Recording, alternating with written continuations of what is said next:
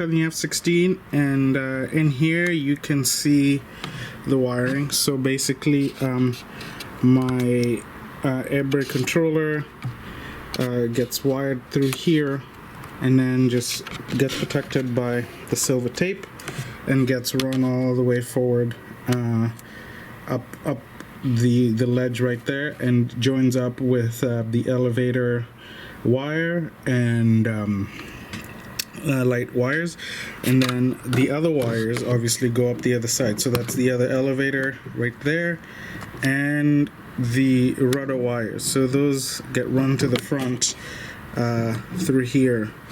The last wire here is the afterburner light, and just wired it so that it goes all the way to the front, so that now we can install our pipe and go on with that. The afterburner that I'm going to use is just something that I made custom, so this is going to be the next thing we're going to install right there. The wiring is just all going to sit back here, and the way this is wired is you get power, which will be 3S LiPo, and then the 3 signals for the PWM that needs to control the Unilight controller, which hasn't arrived yet but will arrive soon. So attached our 4 screws to the plate that mounts the turbine. Pipe's gonna mount through. So my turbine wiring, afterburner wiring, you can see in there is pretty secured, run all the way forward. So we're just gonna drop the pipe in, get a loose fit for it, and start thinking about the bypass as well and the tail cone.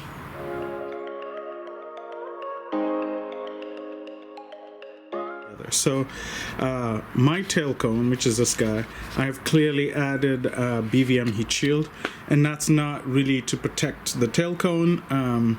It is because of the afterburner light. I want it to really shine in there, and white tends to make that really visible in daylight. The next thing is, in the tail cone there's 4 holes, and these come kind of marked but not fully drilled out. So I just took a little bit of a drill, about a 3mm drill, and I widened those holes out. And those holes, from what I can see, they line up with holes on the fuselage, on the back end of the fuselage. So the goal is to sort of line this up so that I can mount the back end.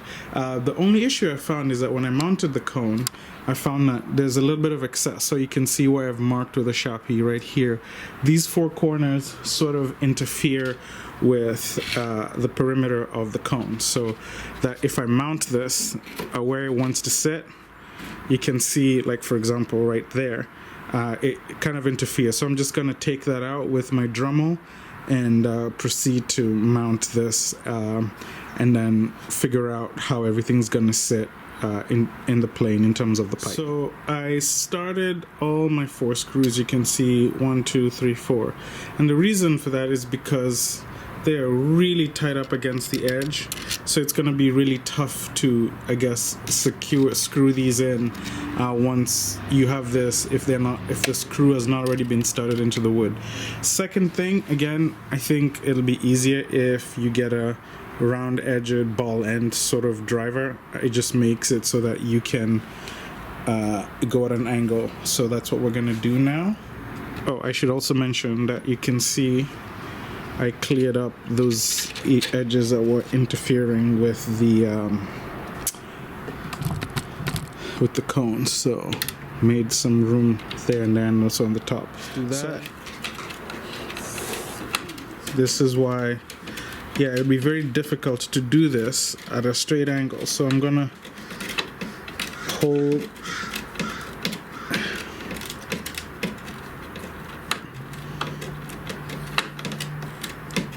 There we go.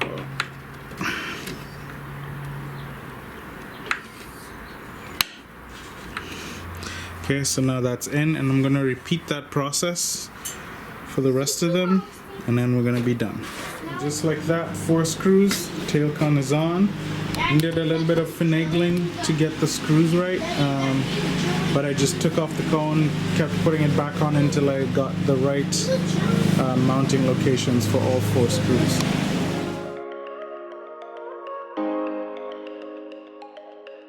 Installing the pipe and bottom bypass, and I took off the nose section so that we can see what the assembly looks like. So the jet comes with this piece separate, so that you can see it's got an interesting shape to it, and the reason for that is that mounts to that intake section.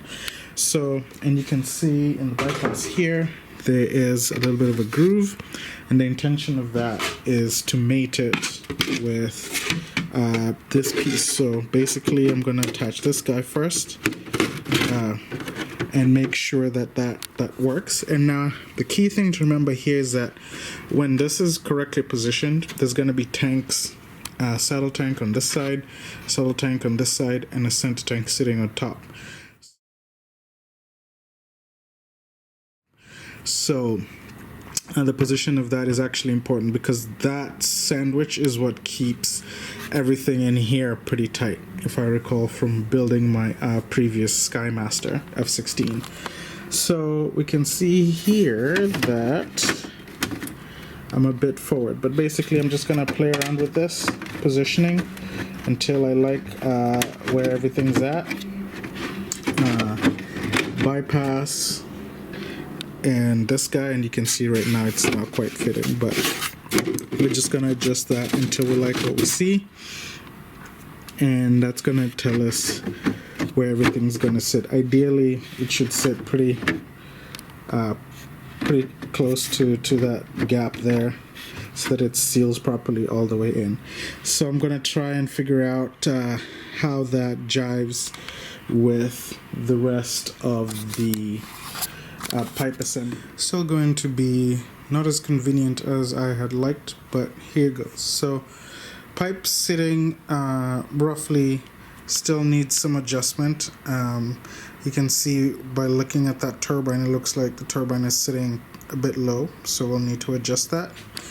But in terms of overall rough fitting, so here's what I ended up with. We have our intake piece in place, and that goes into the bypass that you can see. I've just positioned the turbine. I'm going to be using a Chikoi 195 in place to just get an idea of where everything's going to sit. So I have to figure out obviously how to secure the bypass, because that's now how a turbine is secured to the rails. The rails are still just roughly in place. I need to mount wooden blocks underneath. So there's going to be one block under here, another one under here, another one under here, and another one under here. At least 4 that I'm going to use to screw into to hold the rails in place. Here is my bypass slash turbine bell mouth setup. So you can see I have 3 screws that are securing the bell mouth to the lower bypass, and this is what it looks like in the back, secured with 3 lock nuts, just like that. I can remove that apart if I want to, and this setup is, for me, a good sort of compromise. It does come with a few headaches, which I'm going to explain. The first of which is getting the whole turbine and pipe setup actually placed. So that's actually not easy with this. What I do like about this is that once this is installed, everything lines up. The bell mouth lines up with the bypass, lines up with the pipe, lines up with the turbine. So I will show the process that I go through when mounting this, but I just wanted to show that setup there.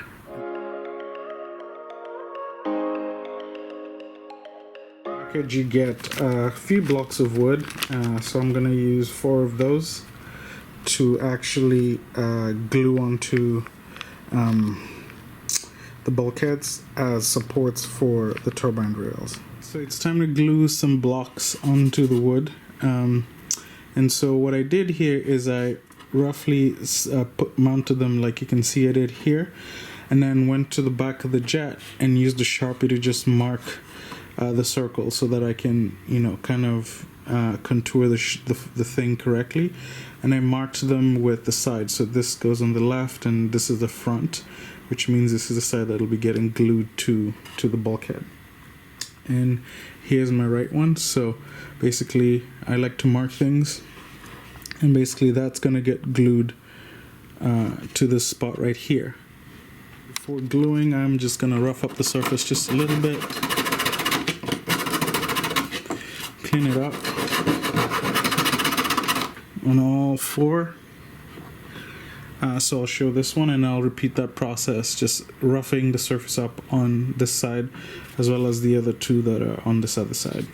Gluing wood to wood, my glue of choice is Titebond 3.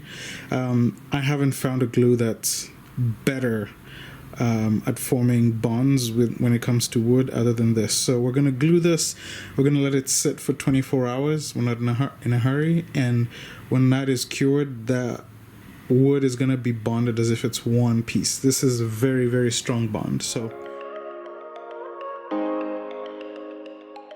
the next thing is just getting a clamp and securing this whole assembly. So obviously I'm going to wipe off the excess and make sure everything is properly aligned.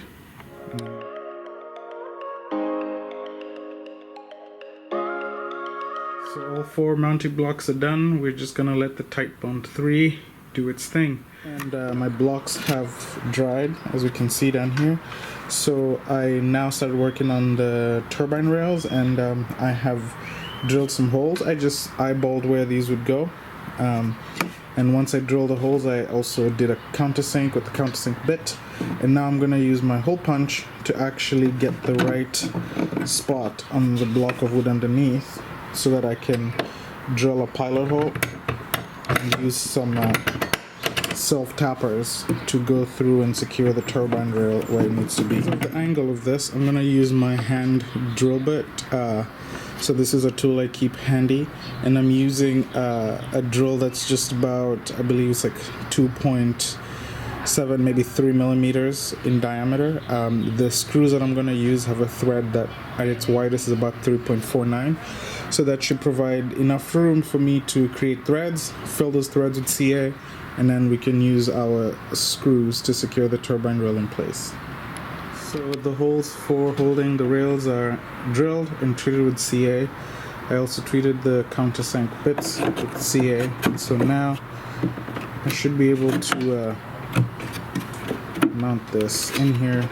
So the turbine rail is mounted. The only thing I would change, and I can't believe I didn't think of this, is when mounting this block, I'd mount it with this surface to the wood so that the screw, instead of going this way, because you can see how the laminate works, this is probably not the best way to screw it in because it's going to split the laminate.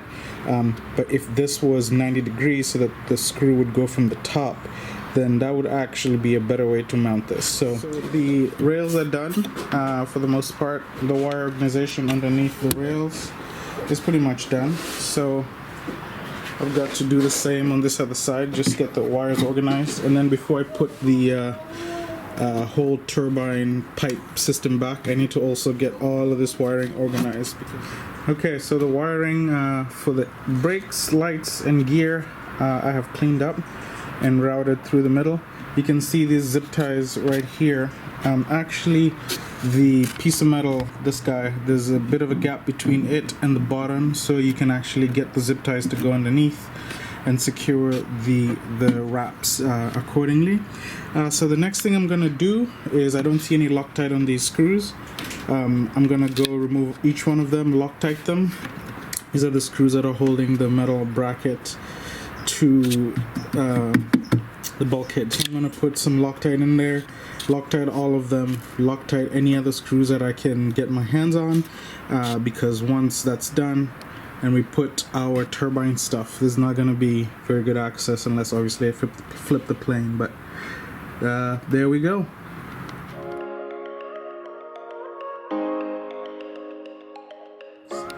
So that pipe is what came with the jet. This pipe is one that I ordered custom, and here's the reason. Let's move this close. You can see that the stock pipe is quite a bit short compared to the pipe that I ordered. And for me, when I try to put this pipe in the jet, what it meant is that the turbine, I'm thinking a K210, was gonna have to be sitting with the tabs kinda like all the way back here. There's no way for me to screw that in. It felt wrong.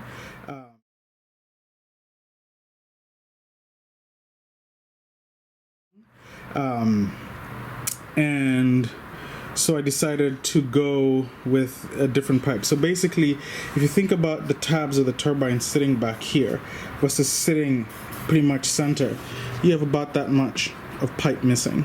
So that's why I ordered a custom pipe from Hype Pipe, and that's gonna make up the difference. That way, with the new pipe, my turbine sits right in here, and I get the correct spacing for both the turbine to bell mouth spacing, as well as the spacing when I have the cone on. So again, here's what we're looking at.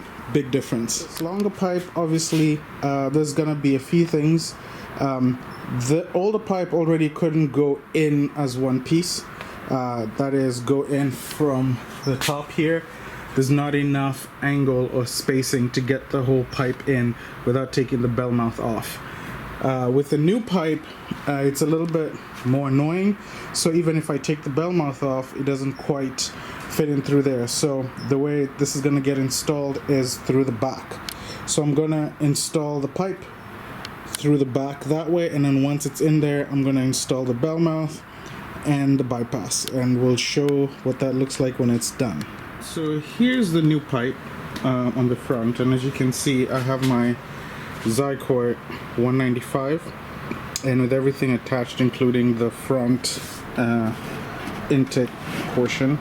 I'm liking how the fit is looking like. We had to cut the bypass again and to fit the new pipe. Here's how much I cut off the bypass, about 100 millimeters. And so the front here looks pretty good. I'm very happy with that. The spacing between the end of the turbine there and the bell mouth is around 20 millimeters. And in the back, you can see what that looks like. It's a perfect fit, and I could still move the pipe further back, maybe to the lip here. So I think this new pipe is the way to go, at least for me. And then the only thing, and this was also an issue with the other pipe, is that you can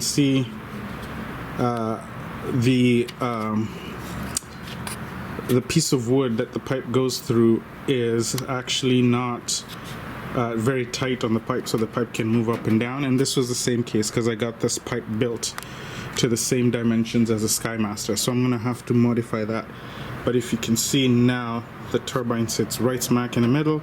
I'm happy with this assessment and assignment of things, and because the pipe was not quite the size, it was a bit smaller, so I added these pieces of wood on the bottom and the sides to stabilize the pipe. So now the pipe is pretty rock solid.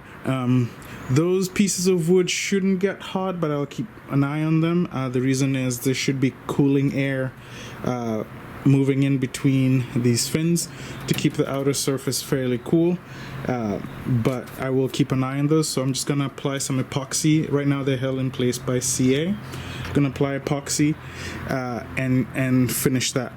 Finally, I got this afterburner ring. It's a 130 millimeter ring, and I got my Unilite afterburner kit or controller, so I'm going to hook that up. And then we're going to close up this end of things, and I'll show you what that looks like.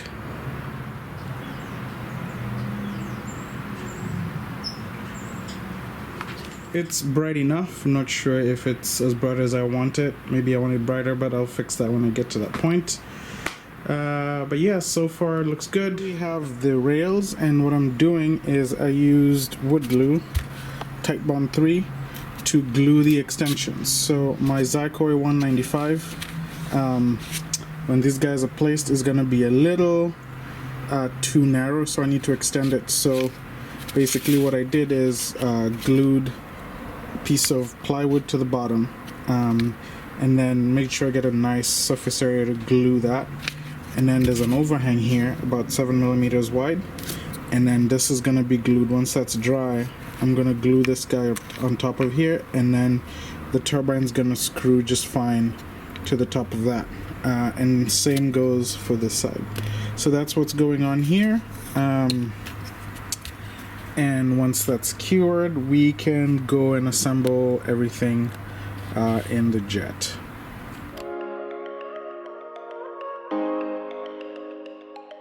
After much tinkering, I think I've finally found the placement that I like, and so I'm going to show how this whole turbine assembly comes apart. So first of all, my rails right now, I have the screws taken out on both sides, so I'm going to be showing clearly just one, but the other is just a mirror of this. And so if I squeeze the bypass, because the bypass is, you know, malleable, if I squeeze that, I can kind of get it out of from under the rails, push the pipe back,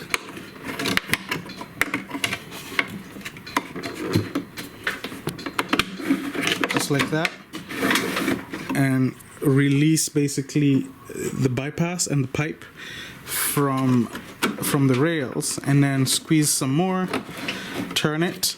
Now it's sitting, and now I can get to my rails, take this guy out, take the other side out as well if I need to, by rotating this guy, just like that. Now I can take the other rail out. And once those rails are out, to remove the bypass, I just basically bring it forward all the way, and that allows me to get to the screws that hold the bell mouth to the pipe, so that all can come out. It's a little bit tight, as you can see up here, but it does make its way through. And once that can come out, I can disassemble the pipe from the bell mouth and the bypass. So that's thing number one, and then take everything out and put it back in. So right here I have put the screws that hold the rails in place, and you can see how I cut the bypass. Basically, even without any screws holding the bypass and pipe assembly, there are notches in my cutouts. So let's see if I can show those. You can see right there that there's no way for the pipe to sort of, you know, fall out of place. The other thing I want to mention is I glued a piece of wood right there, to this former, and as you can see, that matches really well with the bottom lip. So we're gonna screw the bypass to that position right there, maybe one over here as well, and then on that end and right here. And that way this whole assembly is going to be held together pretty tight. So we'll do that. We'll mark the turbine here and we can show what that looks like in the back end. To note here is I've now added the balsa, so that's about 2mm spacing because I noticed that my turbine was kind of sitting low. So added these two kind of spaces that will raise the turbine. And that's curing right now. Once that dries, we'll set the turbine down and make sure that it sits perfectly in the center. So here's a final resting place for the turbine. Obviously the wiring's not done, but I just added some balsa pieces here because I needed a spacer, and that just got me the right height to get the turbine centered. And as you can see, it's being held in by 6 number 3 screws, and that should be plenty. So at this point, what we're going to worry about is how we're going to test fit putting our tanks in place.